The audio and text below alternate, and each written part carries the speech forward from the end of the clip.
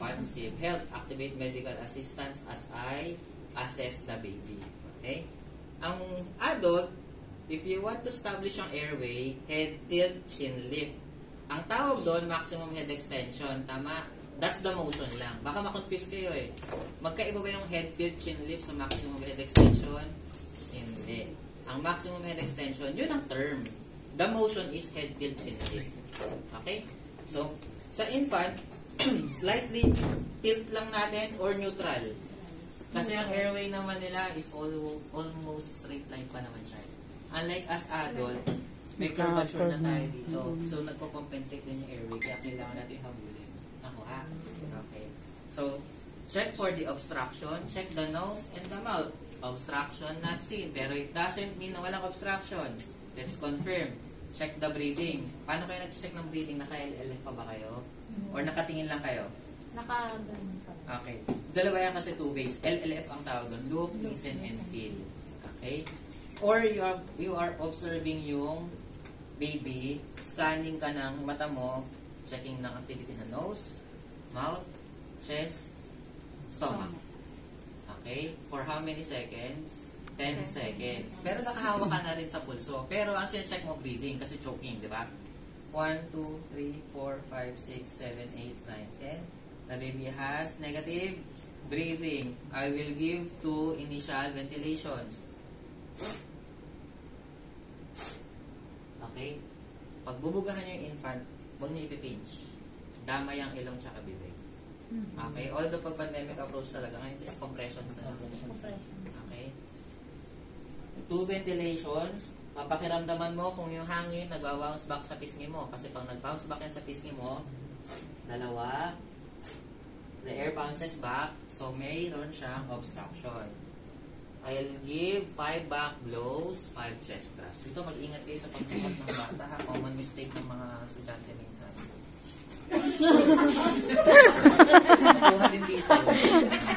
Isipin nyo, kahit pag nagpaligo kayo ng bata, think of it as a real life na baby. Okay, scoop nyo siya. Okay, patapain nyo yung bata. Support yung jaw. Hawakan nyo nga dito nyo. Okay, ganyan ang pag-support hindi dito sa leeg. Kasi dito minsan eh. Okay, ganyan. So, yung arm mo, yung forearm mo, okay, will support yung katawan ng infant, pati yung lap mo. Okay? Mas mataas si bottom kaysa kay head. Paslan. I will give 5 back blows, then afterwards, 5 chest thrusts. Ang back blows, nakikita niyo to? Yes, sir. Okay. Kung baby to, may kita ko yung scapula dyan. In between those structures, doon kayo mag-blow. 1, 2, 3, 4, 5. Masakit? Dagok.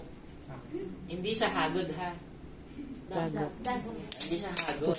Oo, ganun. 1, 2, 3, 4, 5. Turn the baby around. Chest thrust or compression. Kasi ito minsan hindi ko makapit eh. Kasi itong motion na to, you want to guide your obstruction outside. Pero pwede rin naman pa-compress. Okay? 1, 2, 3, 4, 5 or 1, 2, 3, 4, 5. Check for the obstruction. Obstruction seen. I'll use my pinky finger to remove the obstruction. Okay? Pag hindi lumabas, sir, Okay, good question. Pag hindi pa rin lumabas, or ang nakita ninyo, kanina wala kayo nakita, tama? Pero ngayon, slightly visible siya. Natatakot ka pag dinukot mo, baka pumasok ulit. Ano pwede mong gawin kaya ulit? balik. Ulitin mo ulit. 5 back blows, 5 chest thrust. Okay? Set yun ha. Hindi siya pwedeng para decision ka, back blows lang ako. Check ko na. Chest thrust is kasama din ulit. Okay? Ngayon, manananig ako, CPR. You will perform CPR kapag nawala ng pulso yung bata. Compress nyo. Compression only. Kasi, pag binugahan mo baka, pumasok si obstruction pala. So, natapos na tayo sa choking. Tama? Okay. Ano, nagsasubside na ba yung mga bedsheet na kinain nyo? Antok time. Antok time ba? Ikaw pahalata. Okay. Antok time. Kapag nga may nag-video na, inaantok siya. Okay? So, after addressing the choking, check the pulse and breathing. For how many seconds? 10 seconds. 1, 2, 3, 4, 5, 6, 7, 8, 9, 10. Saan ako nakahawak na pulse? Brachial pulse. Okay, brachial pulse kasi si carotid is inaccessible pa. May carotid si baby, wala problema doon. Kaso, short yung neck niya, short lang. hindi siya makakapa. Mahihirapan kayo. Okay? Paano kung hindi available si brachial pulse? Pwede ba si femoral pulse? Yes. Pwede. 1, 2, 3, 4, 5, 6, 7, 8, 9, 10. Pero, I'm checking pulse and breathing, ha? The baby has negative pulse, negative breathing, follow up medical assistance as I do. Walang pulso. So, paano natin do CPR?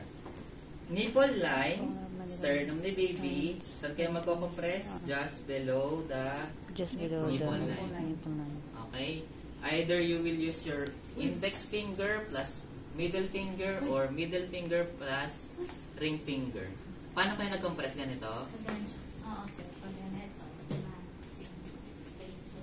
Sige. Ganito sa lang. Sige. Ay, ito pala. Ito na lang. Pag ganyan, tapos ito. Yan. Ganito. Okay. Pwede na naman to. Okay. Yun nga lang kasi iba-iba tayo ng length ng Kamay. fingers. So, yung iba pwedeng maka... May ganun lang. Nice. Okay. Okay. So, ilang compressions? 30 compressions, 2 ventilations, 5 cycles. Sa ikalimang cycle, no need to blow. Check the pulse. Okay. Gaano kalalim ang depth ng compression? 2 inch. Adult yun.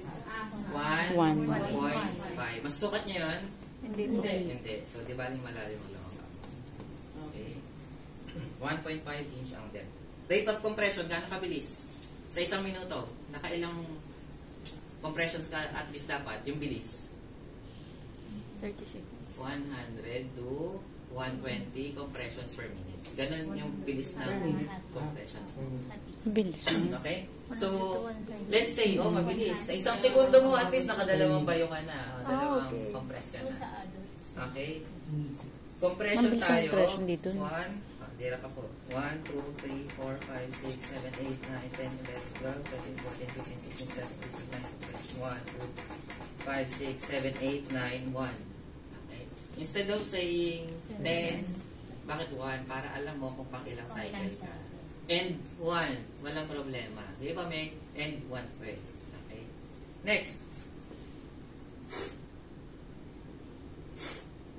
Sa assessment, no need to say blow, ha? Bubugahan mo talaga siya. Kasi may iba kasi minsan nagiging habit eh. Lalo sa rescue breathing, blow! 1, 2, 3, 4. Ganon. Ang nangyayari sa kanya, nagiging 6 na segundo siya. Okay?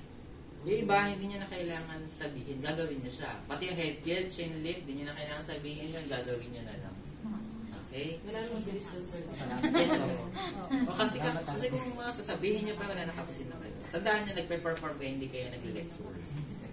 Okay? Next. Let's say, ka-fifth cycle na, 9-5, check the pulse and breathing. Yung ibang technique, ito naman ang ginagawa nila. Ang ganyan sila. Okay? Pero it doesn't matter as long as you're checking the pulse and breathing. 1, 2, 3, 4, 5, 6, 7, 8, 9, 10. The baby has positive pulse, negative breathing, follow medical assistance as I do rescue breathing. Ilang cycles pag adult, pag child, pag infant? 40 cycles to compression, 40 cycles, 1 blow for every 3 seconds. Okay, so paano siya? Wait lang sir. 1, 1, or sa Red Cross ganito. 1, 1001, 1, 1002. Okay lang din yun, sir. 1, 1003. Pwede, wala nang problema. As long as tama naman yung pag-perform. Okay? Ang problema lang kasi minsan gusto ng assessor uniformity. Kompleto. Parang nakakalito naman yung counting, sir. Oo, nakakalito kasi, sir. Pwede gawin nyo ganito. 1, 1, 1, 2, 1, 3. So, mas better sa inyo, mas madali ang kayo. 1, 4, 1, 5, 1, 6. Let's say last cycle. 140, blow. Check the pulse and breathing. Lagi may pahabol na blow. Starts with a blow, ends with a blow. Okay, sir. Okay? Bali parang pang 41, sir. Yes, Hello po. Sorry. Apo, pababa na po, sir. Naghihilod. Hindi natatanggal na